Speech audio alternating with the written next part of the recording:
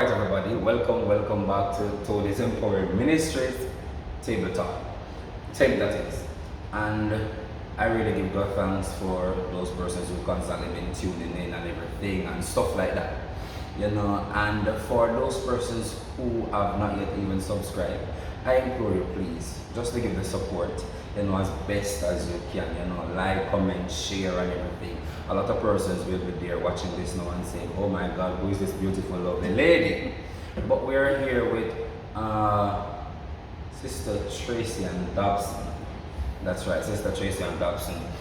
She is the wife of Mr. Dabson. A lot of persons know him as Prophet TEMTT. I've done him in previous interview already. I did him already. So for those persons, can go and find him on YouTube, of course, and Facebook.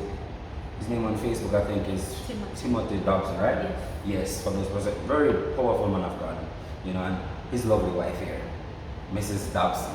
So, Mrs. Dabson, how are you doing? I am doing good. Wonderful. It is a pleasure seeing you. I love the face, I love the smile, I love everything and stuff like that. Thank you. So, we want to kick things off. Yes. But, I'm just going to kick things off with this question. Mrs. Dabson, how was your childhood growing up? Was it a rich one? How was your childhood? Was it a poor one, Was it affordable in some cases? Because a lot of persons grew up in such a background. How was your childhood? My childhood wasn't poor, it wasn't rich. I grew with my dad as a single father. It's not like my mommy just run away, leave us. No, it wasn't like that. My father was a womanizer. And then, as we Jamaicans say, the girls them jealous. But my mommy left us because as a woman you don't want to be with a man who have more than one woman. But even though she left, she was still in my life doing her part, seeing me, and was determined to take me from my dad, but he was the one holding on to me. And I was growing up with my dad alone, and he was a bus driver. He did his best, take care of us, because I have other siblings, but I'm the only one who grew with him. Yeah. And things, so it wasn't that easy one then, per se. Yes. Okay, so we understand that. He was a good dad though. I can see he was because your face is so glowing and everything, so I can see that he was a good guy. Anyways, did you saw yourself being where you're at now? In terms of when you were younger, did you saw yourself being this wonderful woman? No, I don't. No. So I guess there was some change and transformation during the process where you were more younger growing up until being a very big woman now. Yes. Growing up, I was just living. And even though my father, he makes sure I grew up in church. Yes, I was a church person. Every Saturday, I have to go to church. And I can say, she doesn't look like a church girl, everybody. She doesn't understand. But the saving grace, of course. Yes, I have to. Yes. But on the journey, after leaving primary school and go to high school, you want to stay with the crew. So I dropped off and started. So who or what was your inspiration? Who inspired you? In terms of, alright, you have some persons who you could think of a role model or whatever person to inspire you to become the person who you are now. Maybe Prophet Dabson inspire you to say, okay, Traci, I want you to follow this road. Or maybe in your dream you could be saying, okay, my dad inspired me because I want to be the best woman I can be, knowing that my dad showed me the way, or my husband showed me the way. What was your inspiration? Who inspired you? I would say my dad on the journey, and until I met Prophet TEMTT. That's right. He's the one who really helped me further, because I got married to him. I have to forget about daddy, because daddy is not on this journey. That's true. So Prophet TEMTT, he's the one who really helped me on this journey. How did you manage to become the person you are now? What was the journey like? How did you manage to become the person you are now? How did you manage, Was it a rough task, you know, being the person you are now? Was it a rough task? It was. So tell us about that journey. What was that journey? Okay, before I came on this journey, Yeah. I used to say, one day I said, God, I don't want nobody to come and say, you're ready to serve God or God calling. I want you to call me for yourself. People, be careful you ask God for. That is true. Because the day when God called me, as old people that say, I run left my foot. Because the day when the Lord called me, people of God, I was in my shower, minding my own business. And I was there in my shower and I hear the voice of the Lord say, my time short just like my shower. And I paused and I said, God, is that you?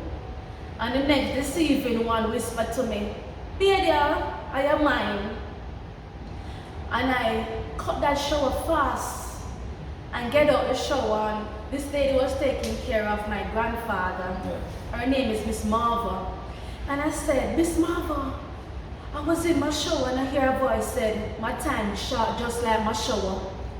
And she said, Jesus, Jesus. And she make a phone call. And she called her sister, church sister. And the church sister said, tell her to run. And I get scared at that moment. But if I did it in my bathroom, showing my bathroom, and I hear that voice telling me that my time is short as the show. And I tell her, I don't be long. I don't be long, people. I just back and go. Hello. So the time was really short. Really short because that's true. When I was in Jamaica and the people of God, tell you how this happened. Even though it's not testimony time, but I forget to the point. That's right, that's true. I was in Jamaica and I feel the presence of God on me. And I was talking to such person and I tell them that I want to serve the Lord. And he wasn't a Christian. He said he will support me. Okay, he support me. And I don't have the intention to marry to me. And I said I don't want to come in the church and jump out just like that. Yeah. So the Lord worked it out. I left. My mommy sent for me to come to Cayman. And when I come to the Cayman Island, that young man supposed to come 2 weeks before the Lord called me. And when I got to church the following day, the following week I should say, the prophet Timothy prophesied to me, Mark is on your road. I never know this man will be my husband. Yeah, so he said, Mark is on your road. Such a coincidence that you met him that day. Yes. And you never knew that he would have been your husband. God working. And I called the young man and I said to him, say, I'm baptized. And he said, why? I said, God called me. And I said to God, God, if this man is for me, make him come Cayman Island. That's right. If he's not for me, God, don't make him come. So you're putting God to the test right here. Yes. You're proving him. That's right. And I said that the night before I went to bed. And the morning, the young man came like he never sleep. I said, he's not coming. And I said, okay, fine. But what I am saying, when I give up something for God, God give better. That's Look true. at my husband now. I'm not saying that I give up God for all the time for material things and our money, you know. But I'm saying when I give up things for God, God give you greater than what you deserve. Understand? That's right. Because sometimes we hold on to some little things out there. That's true. And when we realize we sold now, it's not worth it. It's not worth it. The little bling bling and bling bling. We want to look good enough, but me telling the people of God, God give you better.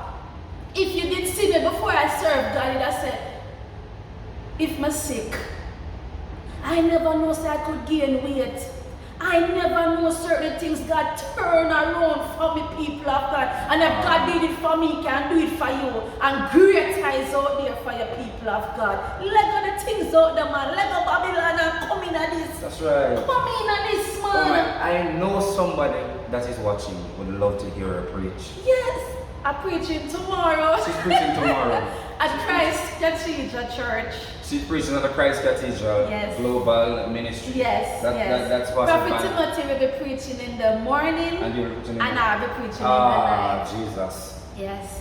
Look at God. That's God. Jamaican terms would have said, it's not good again. It's not good again. That's but God. I would love to take you in preaching because I'm just feeling thrilled to be here listening to you expressing yourself in such a. I have to boast about God. Trust me. I have to boast about God, man. God is good. Before you got saved, how was it being in the world? Hey! Call me RiskQueen. I take risk. I'm not afraid of nothing. I take risk. The only thing I never pull a trigger. But I'm with, as Jamaica said, I'm part with the chopper. Because you're part of the gangsters. Yes. Top man. Yes, but I never afraid to do nothing. Party no miss me. I'ma say. That's right. Yes, because just for me, I love when I was out in the world. I like guys who make me feel protected. Because I feel like when I'm out here, supposed to can protect me. That's true. So even though I was with the chopper, when him with me, I'm the queen. Still like how some young girl take box and kick up on that. I value myself better than that. But I was there. People have got to tell us something else. That's right. I was in a relationship. And the relationship was kind of rocky. And I was at the salon and a friend of mine, boyfriend, said to her that he had a friend who loved slimmers like me. So, them time we have BB, we exchange pin. We must give him a pin to give his friend. His friend was in the States. And my friends start communicate. I must say, me have my man, but him that give me a problem, man. With me, you know the song says she's a runner, she's a track star, I love run. I love staying and over stress me. And me and this person was communicating and my visa was up at the time and he sent my money, take care of my visa, take care of certain things. Tell us the people, I don't know this man, I risk me I take. I know that some girl take the risk and dead right now. Show you say a long time God have him hand on me. And the night when I supposed to go in the state, the guy called me and say, you nervous? I'm so nervous, so I'm not nervous. I'm nervous. But I can't make him know so I'm a coward. That's true. And I went to the state to the man. And when I went to the state to the guy, I know say he was in drugs. But it doesn't matter to me because I risk me I take. I want a better life because I want to help my daddy. I think that was the right way to help my father. Anyway, I was there with him and I spent 5 months. The people of God, when I was there, I was like, may I get the money, but this is not my life. This is not me this. I don't need this. And after I come back from Jamaica, I changed my number. I said, no, I don't want that. I don't do that. I change. I never. Because money don't make you happy. The man I give me money, but I wasn't happy. I wasn't happy, people. It wasn't happy. Because this man, I couldn't settle this man. This man about 20 kids. But I was watching that. I don't money. But not make you happy. It don't make you happy, people. It not make you happy. I understand, so I go through some little stress. I want to pay with bills. Yes. But after, trust me, a lot of time I don't have money and God come through for me. A lot of time I'm hungry and God come through for me. Sometimes we leave church. Before we go to church, sometimes I say, Prophet, what we going to eat for dinner? God will provide. And before church over, somebody invite you out. Before church over, God provide. He really. So you're saying no? So out in the world, it's nice. I'm not gonna lie, no. When you're out there, nice, you know. Not nice like out there, no. But when you come back, when you come in Christ, and you look and you say, God, you really save me, you know, God. You really have your hand on me, you know, God. Because some things over with do. Man back gun for me and tell myself, give her that. God give me this. And you gotta tell me, say, give her that thing, I'm gonna do me this. What kind of life? I don't want that life, man. Devil is a liar. Devil is a liar. That's right.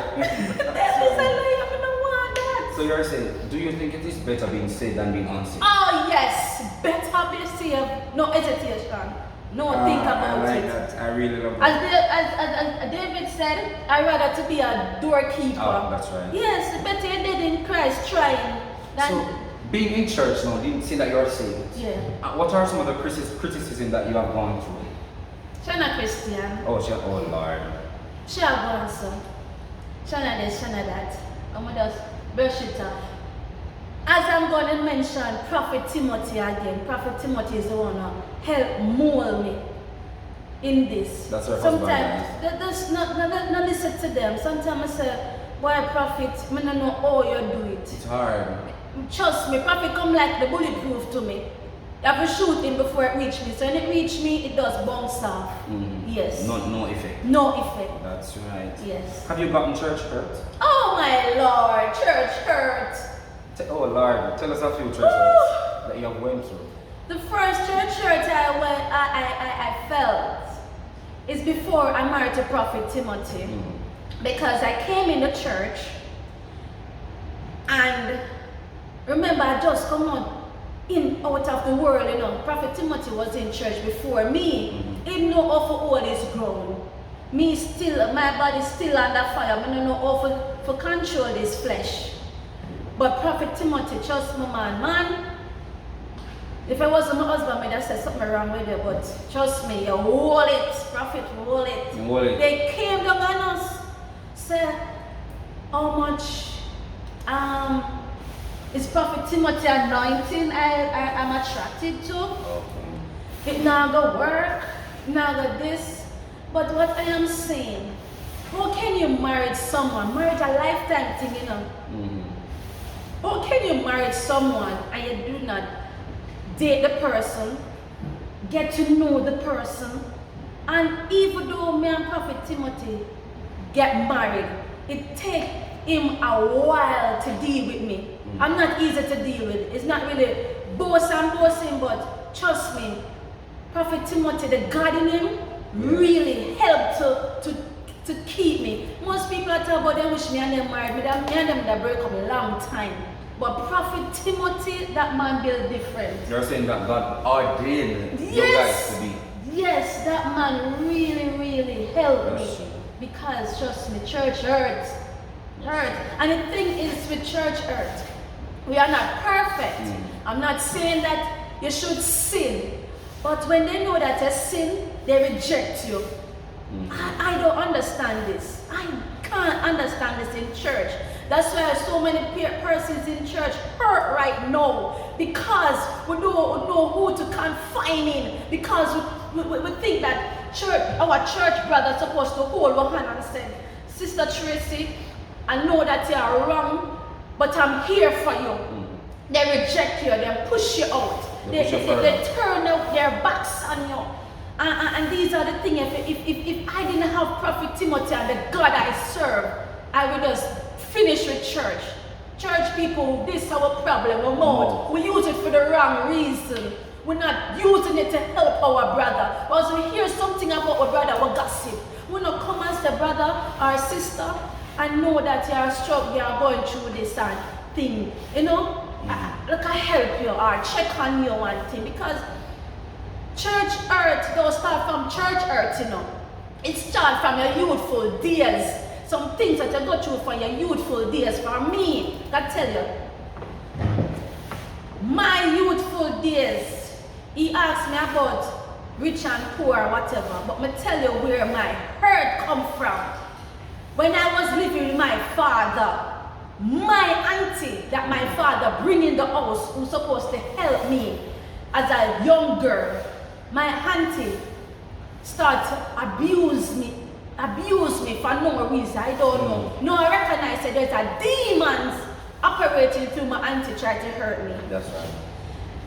During my childhood days of primary school, I was innocent. I did not have no boyfriend. To be honest, I did not have no boyfriend. I don't associate with no boyfriend. And My auntie used to lay with me from school because you know, so after school they want to chill with their friends and talk and whatever. Yeah, that's true. I used to come home and my auntie just sit and wait on me, check my underwear. I don't know what she checking for. When she can't find what she want to find, she bring me to the doctor and the doctor say, this girl is innocent.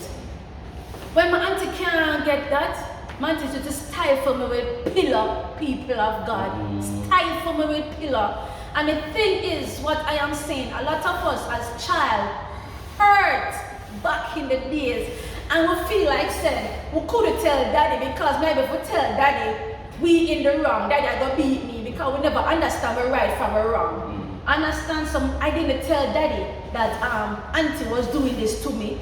People in the community used to say certain things, and when them say to daddy, daddy used to rush her about it, and as daddy turned his back because remember said daddy have to on the road to take care of us. Buffing on my head, buffing on my back. That's how she used to treat me and think to. These are the things that we are saying that if my auntie could hurt me like this, I have no hope. I don't know who to turn to because I trust this woman to say, protect me. Same as how we trust our church brothers and sisters say, protect me.